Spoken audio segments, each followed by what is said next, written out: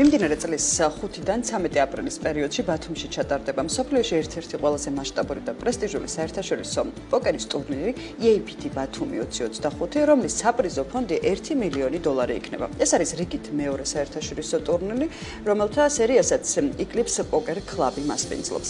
ეს მოვლენა არა მხოლოდ საერთაშორისო მოთამაშეებს მოიზიდავს ზღვისპირა ქალაქ ბათუმში, არამედ მას შეუძლია მნიშვნელოვანი გავლენაც იქონიოს რეგიონის ეკონომიკური, ტურისტული და ასევე საერთაშორისო იმიჯის განვითარებაზე.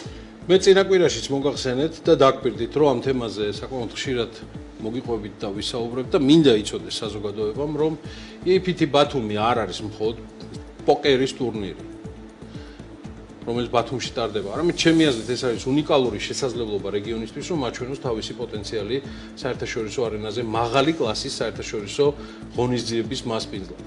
ეს ერთი.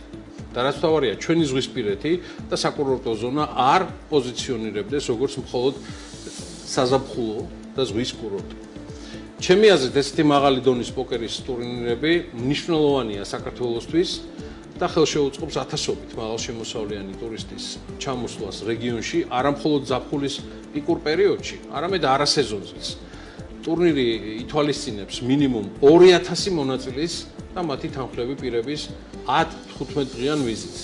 ანუ საუბარია დაახლოებით 2 კვირიან ვიზიტზე ბათუმში, რაც იწვევს ჯამურად 5000-მდე ტურისტის ვიზიტს. წარმოიდგინეთ, ახლა მათი ხარჯები სასტუმროებში, რესტორნებში, სხვადასხვა მომსახურების სფეროებში, ეკონომიკის მთელი ჯაჭვი ამოქმედება, რომელიც მნიშვნელოვნად გააძლიერებს ადგილობრივ ეკონომიკას. ამიტომ მინდა რომ ეს წარმატებები უსურვო ამ ტურნირის ორგანიზატორებს და იმედია, სულ მეტი სტუმარი ეწევა ამ ტიპის ღონისძიებებს.